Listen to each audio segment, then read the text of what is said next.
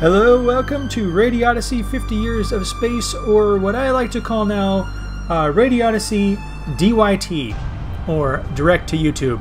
It's going to be our little experiment as we go directly to YouTube, bypass the whole live bit, and try and get things going in a new direction, hopefully streamline things just a bit.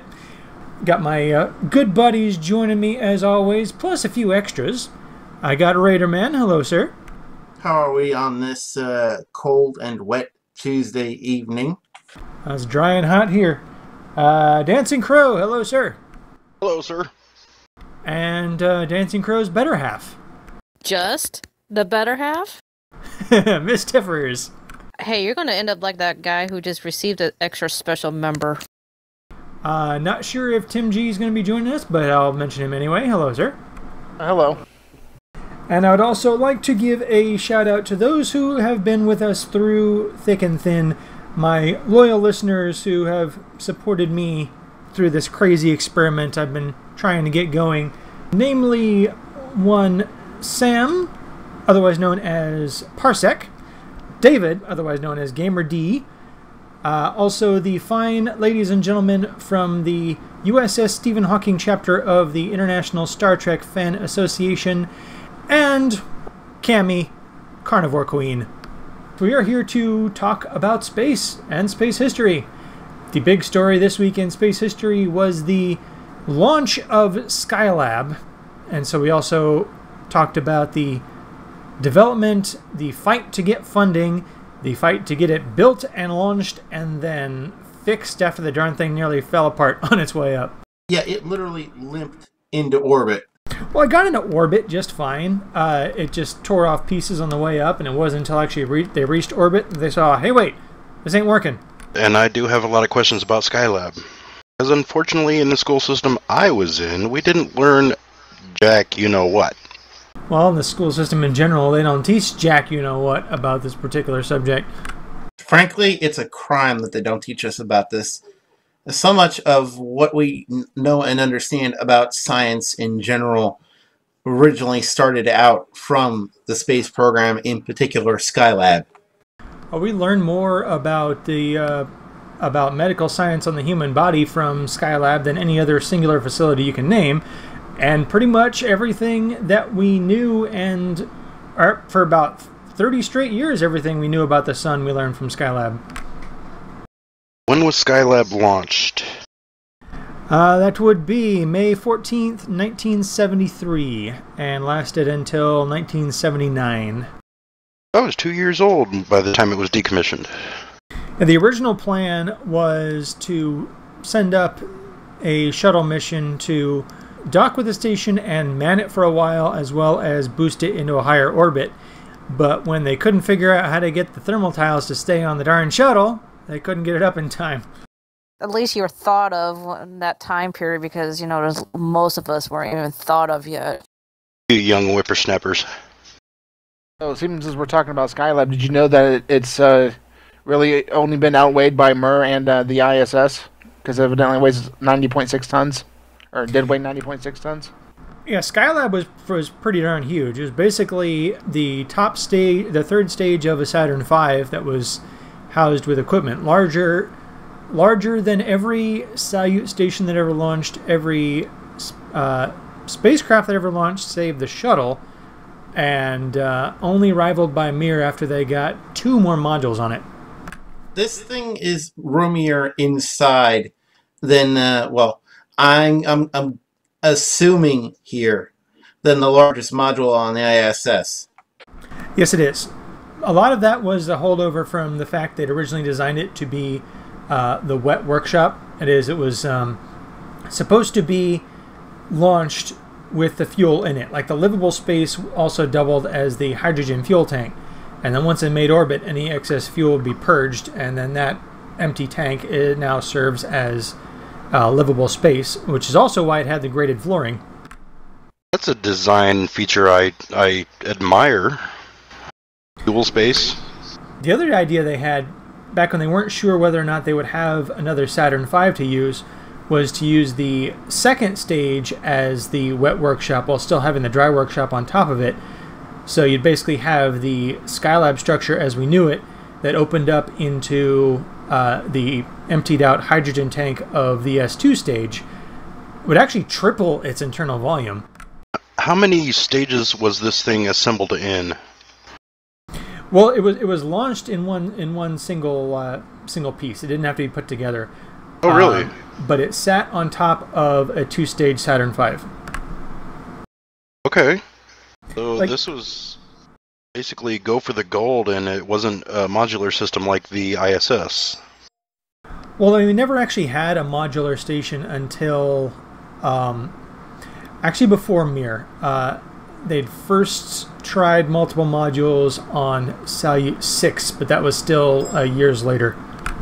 But yeah, modular stations weren't really practical yet. Everything was pretty much just launch in one go. Well, yeah, okay, given the time frame, it was basically shuttle missions. No, prior to shuttle missions. Yeah, they used the docking rings and stuff. They used the remaining Apollos they had with Saturn 1B boosters. Now, what sorts of experiments did they plan to do, and what did they discover erroneously in Skylab? Well, I'm not sure what they discovered erroneously. I'm going to have to actually look that one up. But the primary goal, aside from studying the effects of prolonged microgravity on the human body, was the solar observatory, that second section that tilted 90 degrees and had the big X-shaped solar wings. The whole Skylab thing, does this have to do the effects of the body on, like, zero gravity, like that guy just did, like, a whole year in space?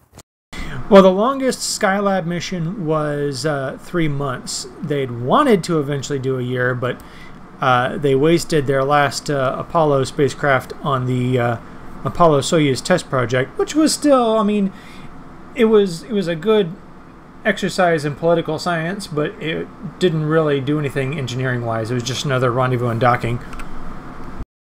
So correct me if I'm wrong, but the Skylab, when it first got up there and saw the rather sorry state that it was in, did they have to sort of jimmy one of the solar panels loose? In fact, the only solar panel?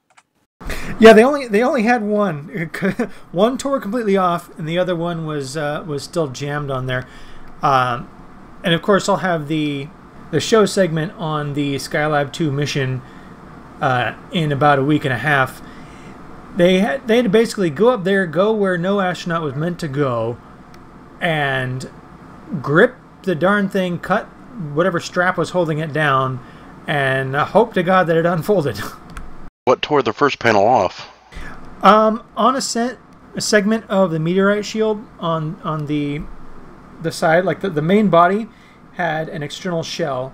One segment of that tore off. One of the solar wings was laying over that, so as it tore off, it tore the wing with it. And some of the debris from when it came off pinned the other one down. So basically it was deployed with 50% power. It was deployed with 50% possible power, but since the remaining wing only came out like about 5% and only a little bit of the panels were shown, and it was only getting probably about 2%. So they had two problems. One, getting enough sun in that solar wing to generate any power at all, and two, to point the now exposed skin away from the sun. So right from the beginning it was a challenge, and yet it still survived how many years? 73 to 79, that would be 6 years. 2 years 2 years manned, 4 years unmanned. 4 years unmanned. That was my next question. How many, what was the time span? What happened during the unmanned era? Was there obviously some sort of ground control? Well, yeah, they controlled the workshop from the ground. It had its own attitude thrusters and a little bit of thrust it can generate on its own, but not enough to really boost its orbit. But it had enough to keep it stable until the projected boost mission could launch, which it never did.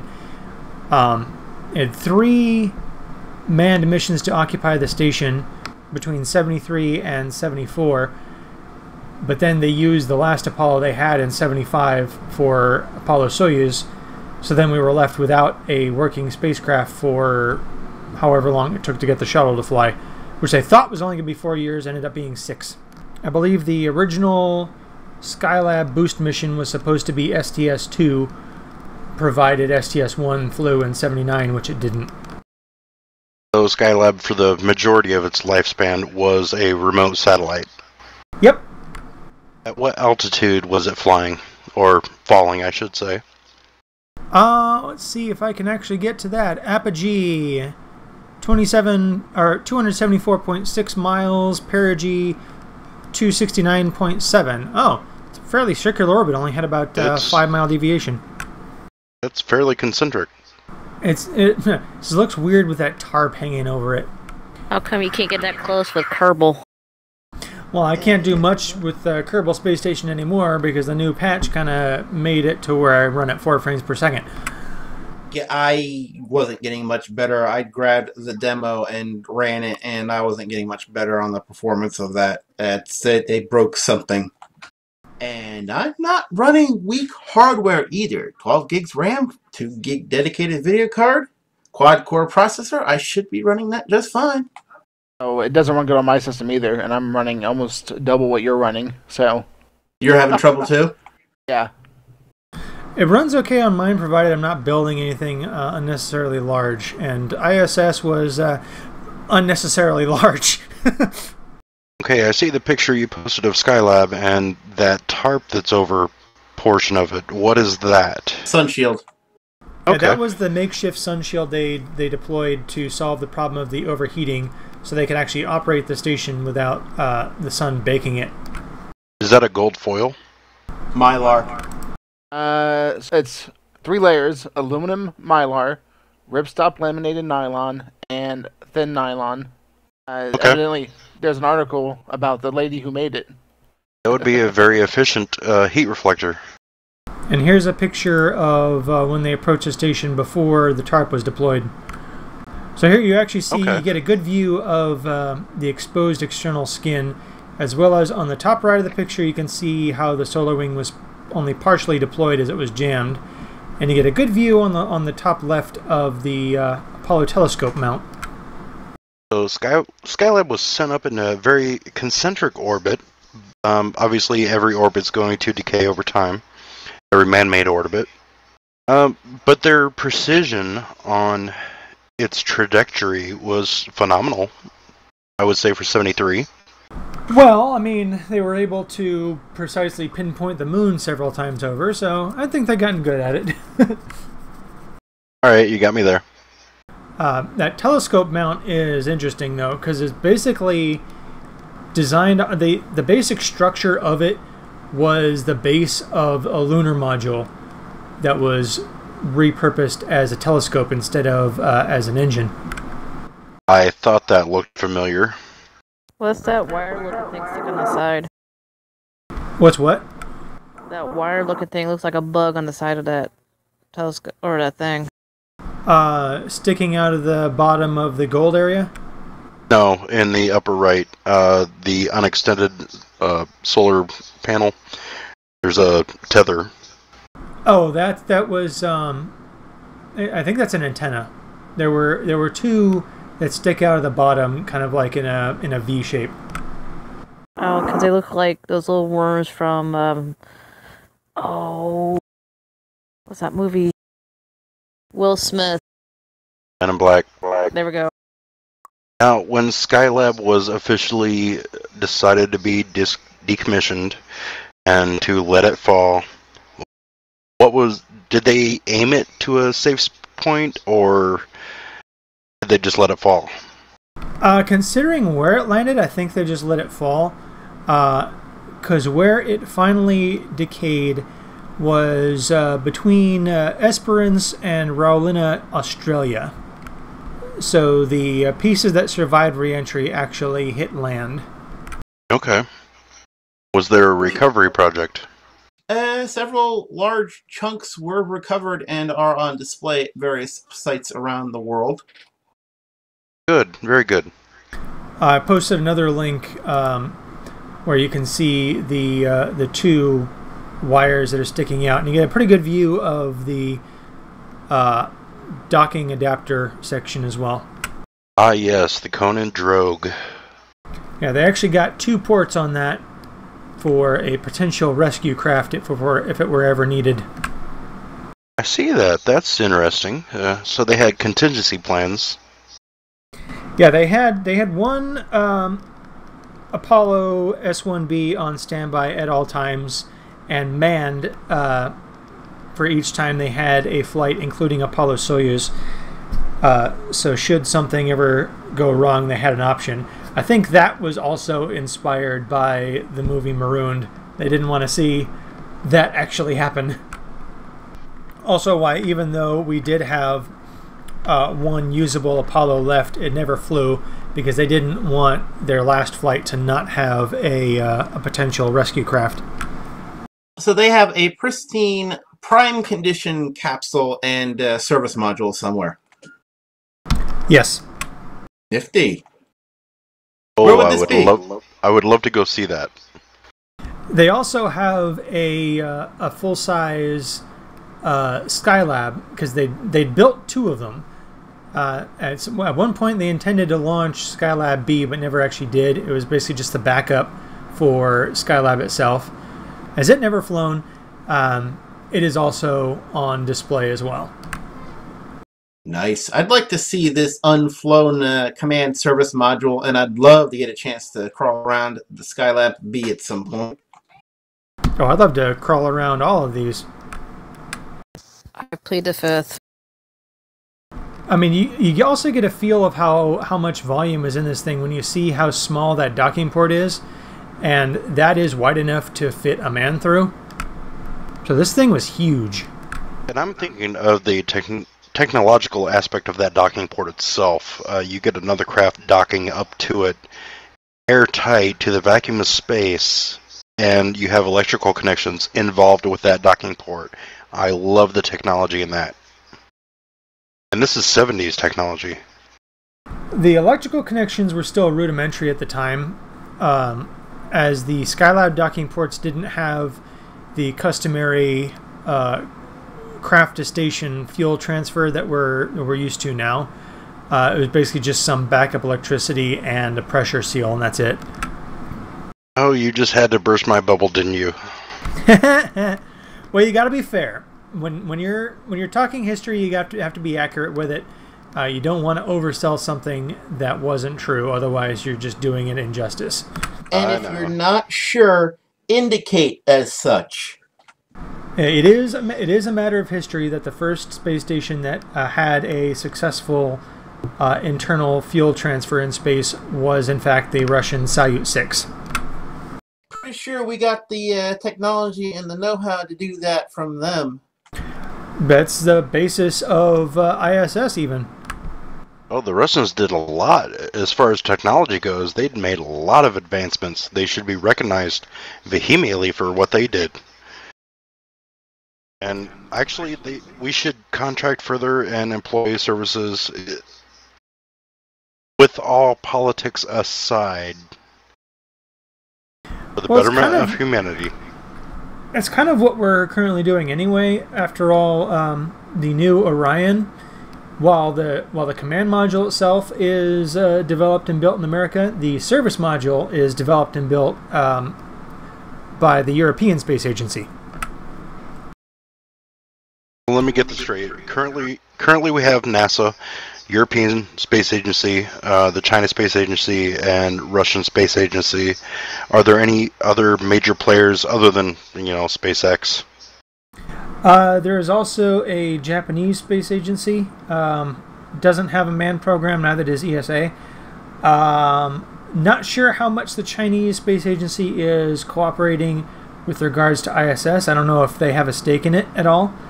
I believe there is also a separate agency in France. I'm not sure. Italy as part of ESA, as is Germany, and I think pretty much all European nations conglomerate into ESA. Okay, Okay, but the idea here is basically this is a global endeavor. It's a very small global endeavor, and I wish it was bigger. I mean, this is not mainstream right now. It should be. It should be on the forefront of every family's dining table discussions. Look at what we're doing. We kind of jaded ourselves too easily. Like, anytime something is done, once it's done once, they feel like it's easy from that point on, which is... Okay, but... Which is exceptionally not true. Yeah, space travel is not easy. I go to space every day now. I'm just gonna do that. This is an achievement that we do through great effort with a lot of people involved. And not a drop of gasoline. Damn, Skippy. Actually, there are some rockets that use kerosene as one of its fuels, but usually it's liquid hydrogen and oxygen. Kerosene is a very efficient motivator. It's got a high energy density, but when you're shooting something up through the atmosphere, you would like to exhaust just water vapor.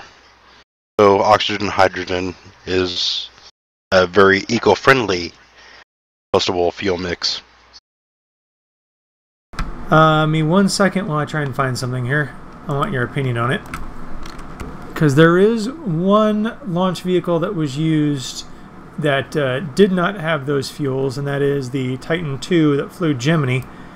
A hypergolic, well, it doesn't say what it is. It looks like hypergolic, you know that. Looks like it used dinitrogen tetroxide and hydrazine. Ooh, or hydrazine, or monomethyl hydrazine and unsymmetrical dimethylhydrazine. How are these with regards to their exhaust? Okay, the only thing I know about hydrazine is it's very detrimental to the atmosphere and to humans. Only because I saw a PBS episode on it. There was a Chinese satellite sent up, and remote control was lost, and it had a full fuel tank of hydrazine fuel. And it was the Navy's Aegis system that took it down. And the whole thing about this episode was they fired a missile from one side of the planet through a radar system that was only designed to be terrestrial, but they modified it to go into orbit. They hit the satellite and blew everything up and rendered it safe as it re-entered.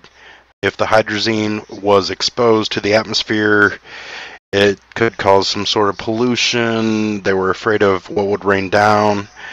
I just know hydrazine is a volatile substance that is ugly unless used intentionally. Yeah, that is the one problem I have with the Gemini program, is the fact that the Titan launch vehicle used hypergolic propellant instead of the standard rocket fuel. Of course, the reason why the Titan II used such propellant is its original design was to be a silo-based nuclear launch platform. With a hypergolic propellant, you can keep it stored and ready to go at a moment's notice, whereas the traditional rocket fuels could, they evaporate away almost immediately unless kept at super cold temperatures. So they take time to fuel and get ready, which in our shall we say overly paranoid days of the Cold War, we didn't want to wait that long. Now let's discuss hypergolic just real quick if anybody's unfamiliar with the hypergolic. Oh, please. Two chemicals are mixed in a spray pattern that cross each other, and once they touch each other, they ignite. So these two chemicals are inert basically by themselves. But once they are sprayed together, they ignite from combustion and thrust. If you've ever seen the movie Ring of Fire, the dragons had two glands, two different chemicals, same concept. Now, in space exploration technology, this is a very safe way to store fuel. because each component in and of itself is not very volatile. But when they are mixed, it becomes volatile, ergo combustion and thrust. Now in the oxygen-hydrogen, you store liquid oxygen, liquid hydrogen in a compressed tank. They are very volatile just because if there's any leak anywhere, it becomes a severe hazard. But it is much more eco-friendly. I also understand the single or the SPS engine on the Apollo Command Service Module also used hypergolic fuels, as it was never meant to encounter the atmosphere anyway. But since its primary goal was to get in and out of lunar orbit, they needed an engine that didn't need to spark, didn't need to relight. All they had to do was mix the fuels, and it couldn't help from burning. And you brought up the other point of hypergolic fuel systems. You do not need an igniter. You don't need the ignition system, period. Once the chemicals react with each other, or once they touch each other, they react. In oxygen-hydrogen systems, you can spray oxygen-hydrogen at each other, and they'll just wave at each other as they pass by. But until you induce a spark or a flame to start the reaction, there you have an ignition system. And let's say any rocket, any shuttle, anything like that, an ignition system is vehemently large. And you also mentioned how volatile the tanks were, or I mean how stable they had to be, as the tiniest little crack could have spelled disaster. That is basically what spelled the end of the Challenger. Yes.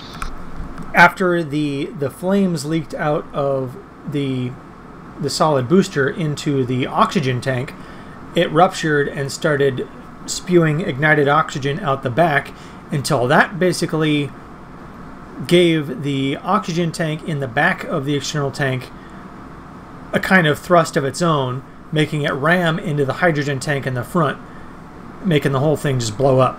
It is actually the external tank that exploded, not the shuttle. Or not the orbiter, rather. Something else I learned that I did not know.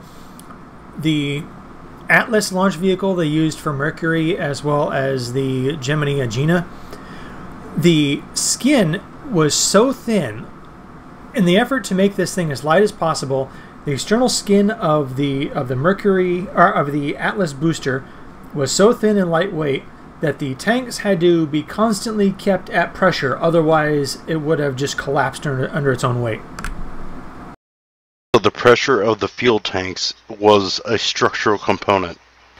Yes. If the tanks are not pressurized, the any payload at the top, even the lightest, would just cause that skin to just accordion right down. And that tells you the efficiency of the budget. I believe the weight of the vehicle itself was only 2% of the weight of the Atlas rocket. Wow. And you figure these guys had the balls to sit in a sardine can on top of this damn thing. I don't know if sardine can really epitomizes what they experienced. Well, wrap your head around this one. The total internal livable volume of a Mercury spacecraft is 100 cubic meter, or 100 cubic feet. So 10 by 10 room. No, that would imply two dimensions. That would. Oh. Yeah, even less than smaller. That. I believe like probably about 5 foot diameter from where you're sitting at, which compressed forward to about a 3 foot diameter, 3 feet in front of you. Okay, so we're talking about super sardines. Yep. If you'd seen the way they had to be shoehorned into this darn thing. Now, I noticed I had my air conditioner on the whole time. Can you guys hear that? No. Yeah, a little bit, but It's not too not bad. overly obtrusive. Yeah, I forgot to turn it off. We covered much of Skylab, although there's plenty more to cover. We covered hypergolic fuels. busted thruster quads. Oh, that would be Skylab 3, wouldn't it? Yeah, they almost had to use that rescue mission. After the second Skylab crew docked with the station, one of the thruster quads had failed, and then later into the station stay, the second one failed. They were worried as to whether or not they would actually even be able to maneuver. Fortunately, they got it all fixed up, but I'm sure that was a nerve-wracking moment, and I'm sure they were thanking their lucky stars they thought of having that standby craft. Now let's get into the engineering of these thruster quads. Ah, your favorite subject. Engineering. I'm just saying. Hey, nothing wrong with that. Basically, it's a cluster of thrusters pointed in different directions. Yes, the Apollo service module has 4 sets of 4 jets, each pointed forward, back, left, and right. And when you have these 4 operating in concert, you can give the spacecraft a full 360-degree motion, all 3 axes. And what type of fuel did Skylab use? Well, let's see. Skylab, I'm not sure what fuel Skylab's thrusters are. I'm going to have to actually look that up. I'm not finding information on Skylab's thrusters, but the command module on an Apollo consisted of 12 93-pound force 410 N. I'm guessing N is Newton? Yes, Newtons. 410 Newton attitude control jets. 10 were located in the aft compartment and 2 pitch motors in the forward compartment. 4 tanks stored 270 pounds of monomethyl hydrogen fuel and nitrogen tetroxide oxidizer. They're pressurized by 1.1 pounds of helium stored at 4,150 pounds per square inch in 2 tanks. So the RCS thrusters on an Apollo were hypergolic as well. Ew, hydrazine. Oh, alright. This is history. Since they're only operating in the vacuum of space, then it negates some of the worry in that regard. Okay, well, with that in mind, let's not pollute our planet, let's pollute space. Just saying. And these little jets produce so little actual thrust. It's like using a couple sprays of your hairspray, you know. Yeah, I know, it's an attitude adjustment. It's not really an orbit adjustment. It's a very small, it's just to turn the craft. I'm not finding any information on what the reaction control system of Skylab used, however. I did find a full list of the experiments they had on board, though. Oh, do tell. I'll go ahead and post that picture. Ooh, medical technology operations students? Ooh, I like the students category. Yeah, they had a lot of student-provided experiments from various colleges and institutions across the country. Oh, and look at the names of these. This is pretty awesome. First one strikes me as profound. Atmospheric absorption of heat. I find that very profound. Here's the reason why. If you're in the expos of space and you're on the sun side, you get baked under vacuum. Now, what provides us our security here on Earth of not being baked? It's our atmosphere. This is one study that really Skylab did to make us understand why we survive this close to the sun. And you figure every one of these experiments that are here, you couldn't fit more than 5 of them on the average unmanned probe. So here you have a single facility that can do all of these in one, in one neat little package. Well, not so little, but you didn't have to waste so many billions of dollars to launch each of these individually. That being said, the Apollo telescope mount was originally proposed as a separate mission, to where they would have an Apollo that would launch into orbit with the telescope mount tucked away where the lunar module would typically go. So it would spin over, pull that out, and the two would stay in orbit for a while. But here they had the opportunity to mount it onto a space station instead of have it be a one-off individual thing. They did quite a bit with this Skylab. Oh my goodness, I'm looking at these X-rays from Jupiter, UV from Polaris, sleep monitoring. Oh my goodness, they did a lot. And you figure this whole list, you can probably multiply that by 5 for ISS. Giggity.